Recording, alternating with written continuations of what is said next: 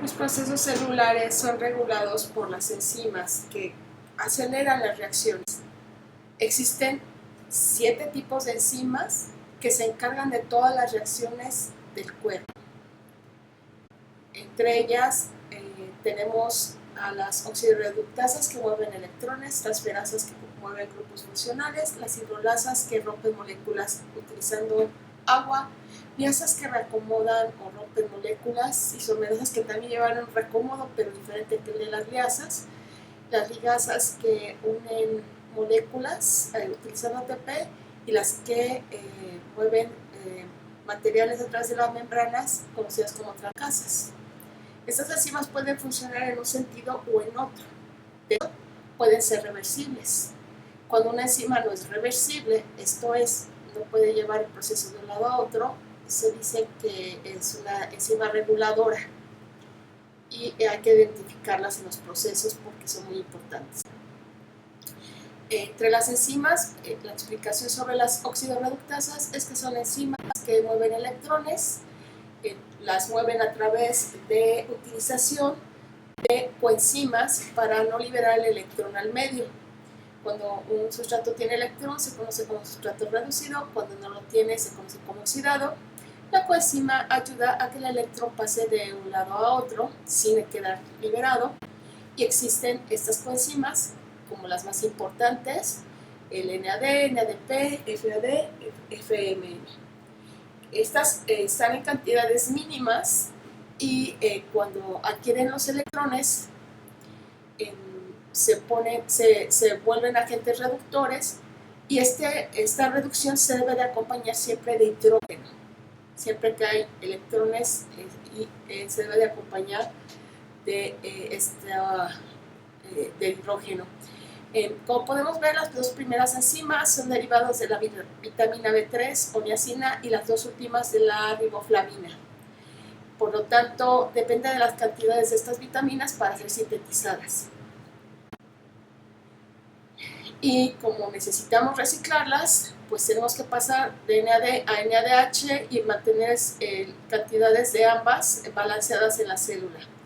Si todo el NAD se convierte en NADH, ya no podemos llevar a reacciones que requieren un agente oxidante. Es un ejemplo. Este es el NAD, es su estructura. En la parte donde está el círculo rosa es donde se lleva a cabo el proceso de oxidorreducción. Tenemos el NAD, que es una molécula oxidada, adquiere los hidrógenos, junto con ellos los electrones, y una vez que están unidos ya tenemos esos electrones guardados dentro de la estructura de la molécula, por eso se forma el NADH. Esto pasa para todas las moléculas que les mencioné que son agentes oxidantes o reductores. Este es un ejemplo de una reacción con las oxidorreductasas, una enzima llamada lactato deshidrogenasa. La palabra deshidrogenasa se usa mucho para las oxidorreductasas y vemos el conjunto de sustrato oxidado con el agente reducido para producir un sustrato reducido. Esto es, poner el hidrógeno proveniente del agente reducido. Y esta reacción es reversible. El NADH no solamente se sirve para reducir y oxidar moléculas. Esos electrones que les mencioné, que son parte de la molécula, son transferidos en la cadena de transporte de electrones. Lo que están viendo en gris es la membrana interna mitocondrial. En ella vemos en la parte del complejo 1, en la superior, una molécula, que es el complejo 1, en donde los electrones del NADH son liberados o son tomados por el complejo 1 y pasados por la coenzima Q a través del complejo del 1 al 3 y de ahí al 4, y en el 4 vemos que finalmente entra oxígeno para formar agua con esos electrones. Ese es el destino de esos electrones. Pero durante el paso de electrones se fueron moviendo hidrógenos, protones, por cambios conformacionales de los complejos. Todos los electrones tienen una dirección hacia lo que sería el complejo 5 o la ATP sintasa. Lo que pasa es que esos electrones permiten que se mueva un rotor, les voy a mostrar una imagen al final, que lleva a que se vaya liberando ATP con ese giro de rotor. Entonces, el NADH está asociado con la liberación de ATP, entonces tiene que ver con la producción de energía.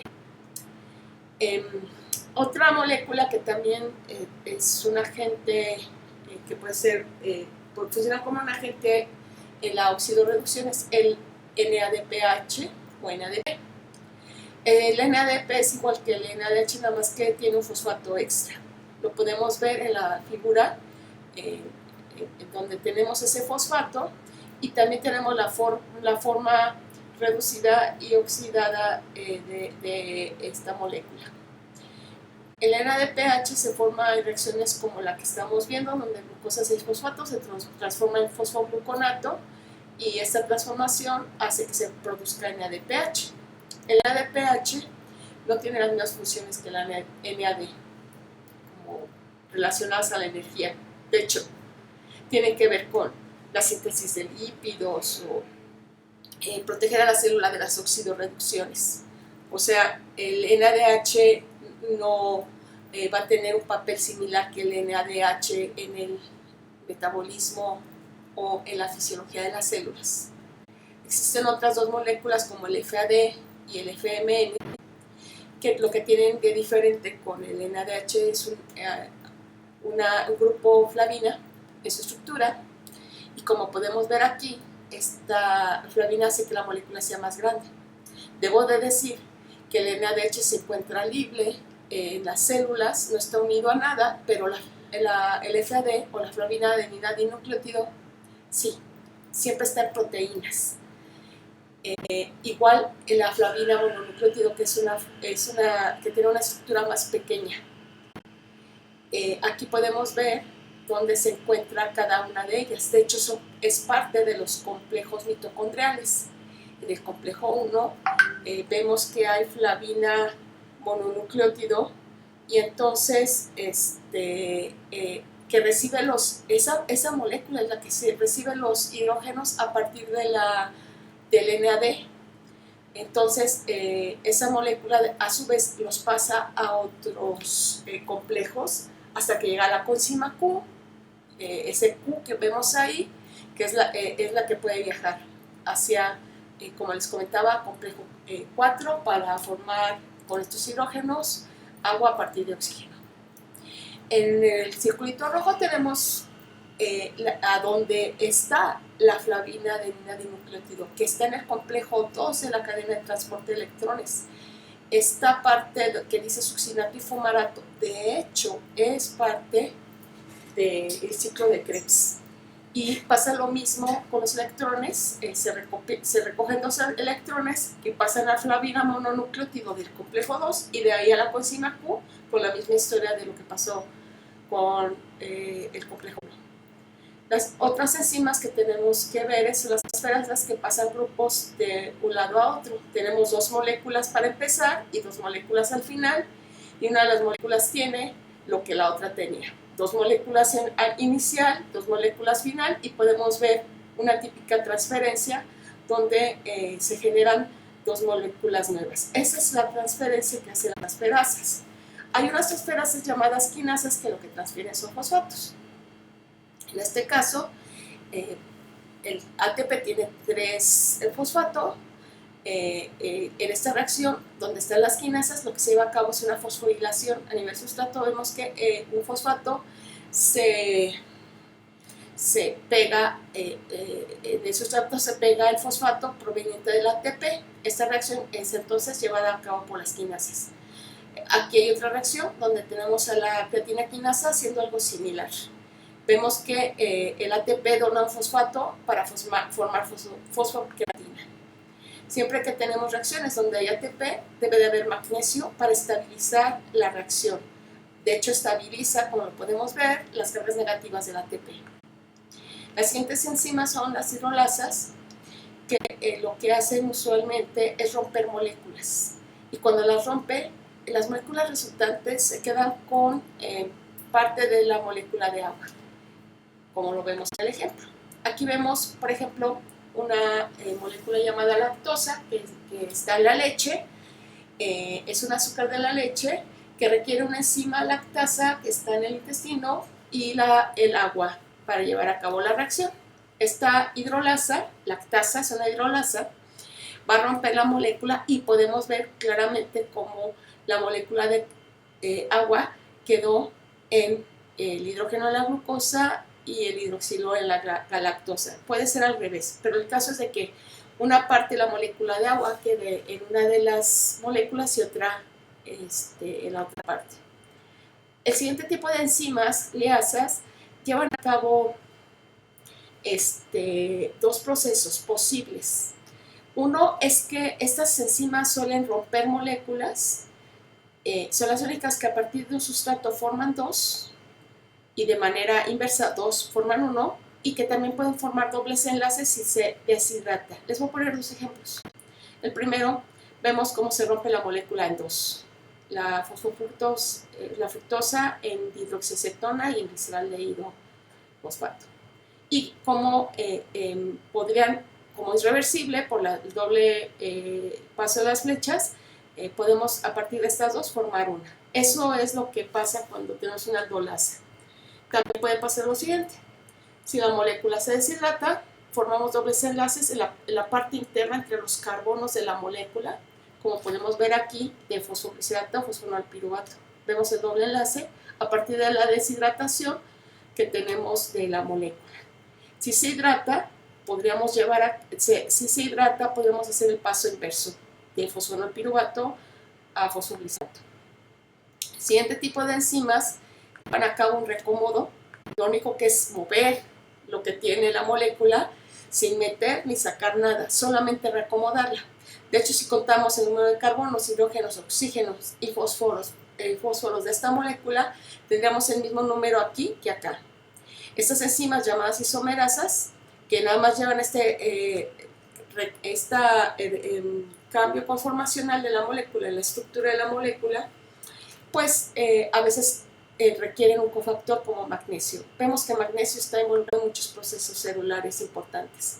Las ligasas son aquellas que pegan grupos. En este caso necesitamos pegar ese bicarbonato, o más bien ese CO2, a la molécula de piruvato para formar oxalacetato. Y en este caso, siempre que hay una ligasa necesitamos ATP, pero este ATP, el fosfato no se pega a la molécula que se forma ni a la que se degrada. El ATP se libera, el fosfato se libera a partir de ATP. Esto es nada más para uso de energía. La biotina es una coenzima derivada de la vitamina B7 que se utiliza para las reacciones del bicarbonato. Específicamente cuando hago carboxilaciones, se mueve un carbonato, se requiere. En las últimas enzimas, las translocasas, pues mueven grupos a través de la membrana. En este caso es la coenzima Q, que está moviendo hidrógenos. Vean la Q, que cuando pasa por el complejo 1 se convierte en QH2. Lo que pasa es que agarró 2 electrones y se redujo. Esta reducción, esos electrones se van a liberar en el complejo 3. Y aquí vemos lo que realmente está pasando. La Q es la CoQ, sería la Q, la ubiquinona, que va agarrando hidrógenos y electrones hasta que queda como ubiquinol. Y la última ejemplo de translocasa es la bomba TPasa, que es el complejo 5 de la cadena de transporte de electrones. Aquí lo que pasa es que el gradiente de hidrógenos permite el giro de un rotor que está incrustado en la membrana mitocondrial, y con cada giro de estos protones, que es como si fuera un río que lo está rodeando la corriente de hidrógenos, permite el giro también del complejo superior, donde hay ATP que se puede liberar gracias a este giro. Esto es todo y pues gracias por escucharme.